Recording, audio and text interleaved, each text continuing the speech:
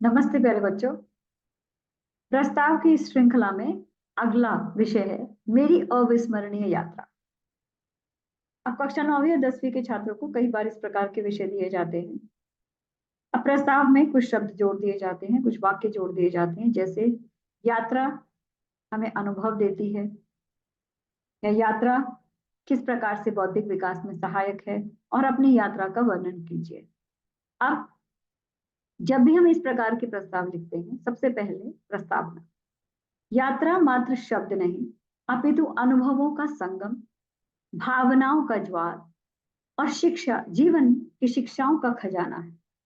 यात्राएं जीवन के अनुभवों के विस्तार के साथ मानव के बौद्धिक विकास में महत्वपूर्ण भूमिका निभाती हैं। स्वयं जीवन को भी एक यात्रा कहा गया है। प्राचीन समय से ही कवि और मनीषी यात्राओं को महत्व देते रहे। पंचतंत्र में अभिव्यक्त पर्यटन पृथ्वी सर्वा गुणान्वेषण तत्पर, जो गुणों की खोज में अग्रसर हैं, वे संपूर्ण पृथ्वी का भ्रमण करते हैं। मेरी जिंदगी में ऐसी अनेक यात्राएं रही, जिनमें से कुछ क्षणों ने मेरे हृदय में अमिट छाप छोड़ी है।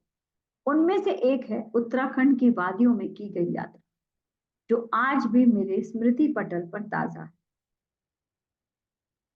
प्यारे बच्चों, जब भी हम यात्रा का वर्णन करते हैं, आप कैसे गए, कहाँ पहुंचे, क्या किया, केवल इसके ऊपर ज्यादा ध्यान न देते हुए, जहां आप गए हो, जहां आप घूमने गए हो, वहां की प्राकृतिक सुंदरता, वहां आपने क्या अनुभव प्राप्त किए, इस पर ज्यादा आप महत्व दीजिए।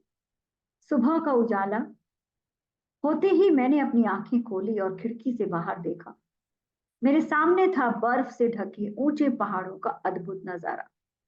सूरज की किरणें उन चोटियों पर चमक रही थी, मानो कोई कलाकार प्रकृति को रंगों से सजा रहा हो। ठंडी हवा का स्पर्श मेरे चेहरे पर हुआ, मानो, और मैंने गहरी सांस ली, मानो स्वर्ग की ताजी हवा मेरे अंदर समा रही हो। हमें कभी भी हेडिंग्स लिखने की आवश्यकता नहीं है। ये मैंने इसलिए लिखी है ताकि आपको ये बताऊं कि पैराग्राफ जब आप चेंज करते हो, एक नई चीज को आप उठा रहे हो, नए मुद्दे को आप उठा रहे हो, उसमें पुनरावृत्तन नहीं होना चाहिए, पुनरावृत्ति नहीं होनी चाहिए, आपके थॉट्स रिपीट नहीं होने चाहिए। हम पहाड़ी रास्तों पर गाड़ी चलाकर घने जंगलों से होते हुए एक छोटे से गांव में पहुंचे। वहां का वातावरण शांत और सुखद था। चारों ओर हरी भरी वनस्पतियां और फूलों की खुशबू से मन मोहित हो गया। पक्षियों की मधुर चहचहाहट ने प्रकृति के सौंदर्य को और भी बढ़ा दिया था। गांव के लोग बड़े ही मिलनसार और मेहमान नवाज थे। मेहमान नवाजी जिस तरीके से वे करते हैं वो अद्भुत होती है। उन्होंने हमें अपने घरों में ठहराया और स्वादिष्ट पहाड़ी भोजन खिलाया। उनकी सादगी और उदारता ने मेरे मन को छू लिया। शाम के समय हम गांव के पास बहने वाली नदी के किनारे पहुंचे। नदी का शांत जल और चारों ओर फैले शांत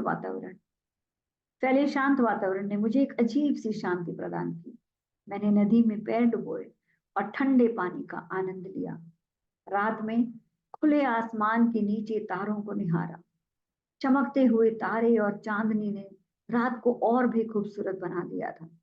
मैंने उस रात प्रकृति की महिमा का अनुभव किया, जो शब्दों में बयां नहीं किया जा सकता। अगले दिन हमें वापस लौटना पड़ा।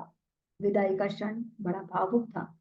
मैंने गांव के लोगों को गले लगाया और उनका आभार व्यक्त किया। यह यात्रा मेरे लिए अविस्मरणीय रही। मैंने प्रकृति की सुंदरता को करीब से देखा, नए लोगों से मुलाकात की, उनके जीवन से सीखा, उनके जीवन से हमने प्रेरणा ली। पहाड़ों की शांति, गांव की सादगी, नदी का ठंडा जल, तारों भरी रात, ये सब मेरे हृदय में हमेशा के लिए बस गए।